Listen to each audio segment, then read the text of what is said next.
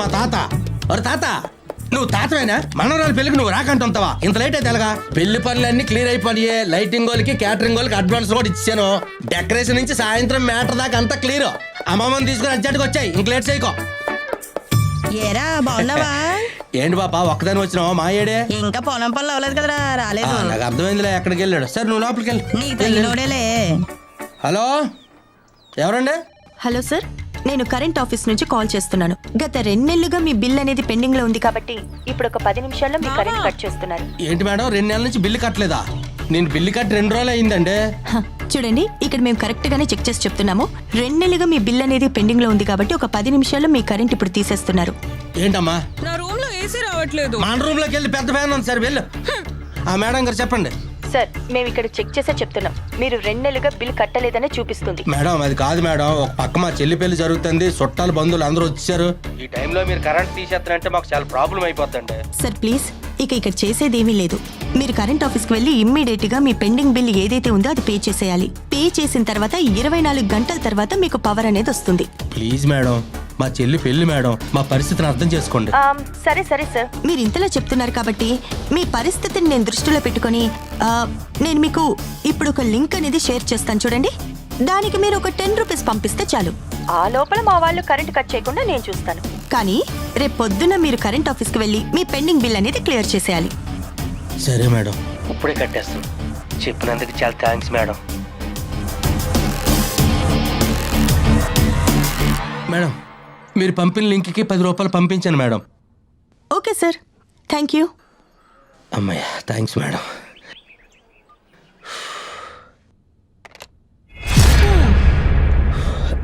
అన్నయ్య coffee.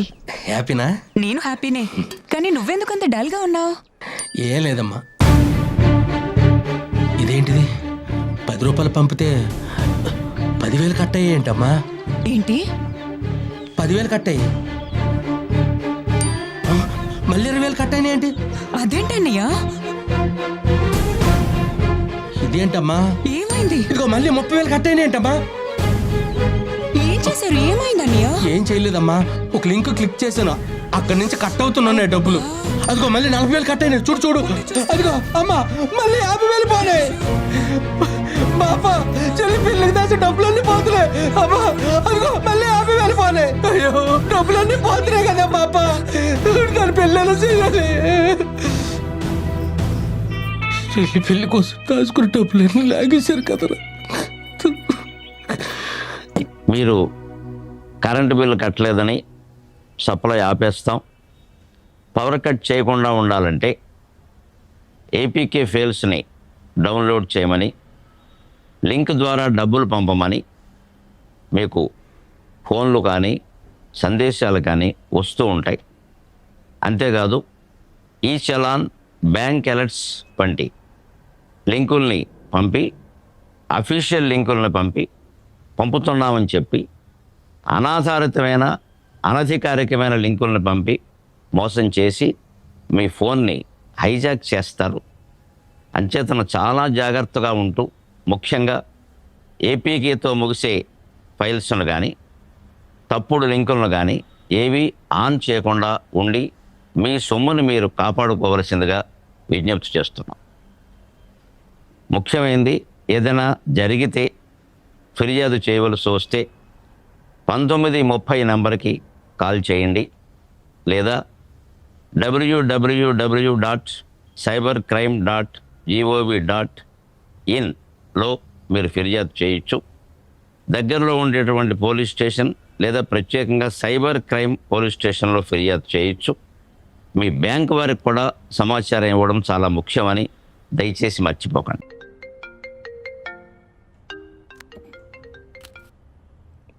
Hello hello ma'am, నేను GPay కార్యాలయం నుంచి మాట్లాడుతున్నా. నా పేరు సునీల్ అగర్వాల్. ఓకే చెప్పండి. మేడం మీ జీపే అకౌంట్కి సంబంధించి కేవైసీ చేయాల్సి ఉంది మ్యామ్. బట్ నేను ఆల్రెడీ కేవైసీ చేశాను. జీపే కూడా బాగానే పనిచేస్తుంది. నాకు తెలుసు మ్యామ్, కానీ ప్రతి కంపెనీ ప్రతి కస్టమర్ యొక్క కేవైసీని ప్రతి 3 సంవత్సరాలకు ఒకసారి అప్డేట్ చేసుకోవాలని ప్రభుత్వం యొక్క ఆదేశం. ఆ, అవునా? సరే, అయితే మీ ఎంప్లాయ్ ఎవరైనా ఇంటికి పంపించండి, నేను కేవైసీ అప్డేట్ చేస్తాను. అదేంటి ఇంటికి పంపించమంటుంది? మేడం, మిమ్మల్ని క్షమాపణలు కోరుతున్నాను. కోవిడ్ తర్వాత హోమ్ కేవైసీ నిలిపివేయబడింది. మేము కేవైసీ ఆన్లైన్లో మాత్రమే చేస్తున్నాము. మేము పంపే లింక్ ద్వారా మీరు కేవైసీ అప్డేట్ చేయడానికి 2 నిమిషాలు మాత్రమే పడుతుంది. ప్రెసెంట్ నేను బిజీగా ఉన్నాను, తర్వాత అప్డేట్ చేస్తాను. మేడం ఒక్క నిమిషం వినండి. మీరు ఇప్పుడు కేవైసీ కానీ అప్డేట్ చేసుకోకపోతే రాబోయే 24 గంటల్లో మీ జీపే కానీ ఫోన్పే కానీ బ్యాంక్ అకౌంట్ కానీ ఇవేమీ పనిచేయవు. ఆ అకౌంట్లో ఉన్న డబ్బు కూడా బ్లాక్ అయ్యే అవకాశం ఉంది. అప్పుడు మీరు మళ్ళీ ఖాతాను తిరిగి తెచ్చుకోవడానికి కేవైసీ చేయాలి. కాబట్టి తర్వాత ఎందుకు ఇబ్బంది పడడం, ఇప్పుడే చేసేయండి. ఓకే, సరే, ఇప్పుడు ఏం చేయాలో చెప్పండి. మేడం, మీరు ముందుగా ఎనీ డెస్క్ అనే అప్లికేషన్ని డౌన్లోడ్ చేసుకోండి. ఎనీ డెస్కా? అది రిమోట్ యాక్సెస్ యాప్ కదా. అది ఇప్పుడు నా ఫోన్లో డౌన్లోడ్ చేస్తే మీరు నా ఫోన్ యాక్సెస్ చేయొచ్చు, కానీ నా ఫోన్ యాక్సెస్ మీకు ఎందుకు ఇస్తాను నేను? ఎందుకు? ఎందుకంటే నేను మీకు కేవైసీ ప్రక్రియ ద్వారా మార్గనిర్దేశకం చెయ్యాలి కదా. సరే, ఇప్పుడే డౌన్లోడ్ చేస్తా.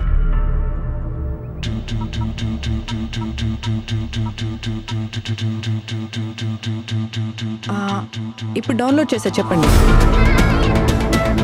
మీకు ఒక 4 డిజిట్ కోడ్ వస్తుంది, చెప్పండి ma'am. 1 second. 21617850. Great ma'am, super ma'am. ఇప్పుడు గూగుల్ పే యాప్కి వెళ్ళండి. మేడం, మీ ఖాతాను ఉపయోగించి ఒక పని చేయండి. మీ వ్యాలెట్లోకి మీ credit card or debit card ద్వారా ₹1 పంపించండి. ఓకే, చేస్తా.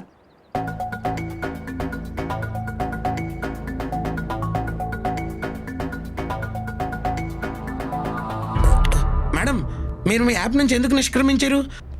నాకు ఇప్పుడే ఒక ఇంపార్టెంట్ పని గుర్తొచ్చింది. అది 1 సెకండ్ మాత్రమే పడుతుంది. అది టైప్ చేయంగానే మనం కేవైసీ అప్డేట్ చేసేద్దాం. ఓకే? సరే మేడం, కానీ మీరు త్వరగా చేయండి, ఎందుకంటే నేను ఇతర కస్టమర్లకు కూడా కేవైసీ చేయాలి. Yeah, sure. Dancing around in my tight dress, I'm feeling myself, got them all breaking down next. Just look at me, I Lady, don't mean to be like that. KYC update చేయమని మోసం చేద్దామని చూస్తావా? Salty, but they kinda like it when I get a little bossy. ఉచ్చులో పడ్డానికి జనాలు తెలివి తక్కువ అనుకుంటున్నావా? మేడం, మీరేం టైప్ చేస్తున్నారు? హ, ఇంకా ఉంది, కొంచెం ఆగు. నీచ్ కమ్మీనే కుత్తే ఎంత ధైర్యం ఉంటే నా డబ్బులే దొంగిలించాలనుకుంటున్నావా? ఏ హీరో, చదివావా?